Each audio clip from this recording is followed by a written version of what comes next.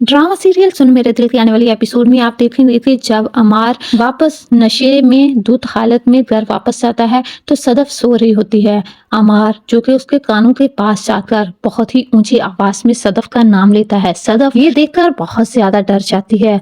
तब वो सदफ को उठाकर अपने सामने बैठा लेता है और उसे एक ही बात करता है कि आखिर ये बॉस की मेहरबानियां तुम पे से खत्म क्यों नहीं हो रही। मुझे लगता है कि आज भी बिलाल अब्दुल्ला के दिल में तुम हो और तुम्हारे दिल में भी कुछ ऐसा ही है। यहाँ पर सदफ जो कि पहले ही अमार की वजह से बहुत ज्यादा परेशान होती है, उसे अंदाजा भी नहीं था कि अमार की सोच इतनी घटिया हो सकती है, वो उससे इस तरह का सवाल भी कर सकता है। यहाँ पर अमार जो कि नशे की हालत में होता है, उसे कुछ समझ नहीं आ रहा होता कि वो क्या बोल रहा है। वो खूब सदफ की करतार कशी करता है और उसे 2 टके की भी बोल देता है। ये बात सुनते साथ ही सदफ तो आपे से बाहर हो जाती है, क्योंकि वो सब बर्दाश्त कर रही थी सिर्फ अपना घर बचाने के लिए। लेकिन अमार इस कदर घटिया सोच का मालिक हो सकता है, ये कभी उसने सोचा भी नहीं था।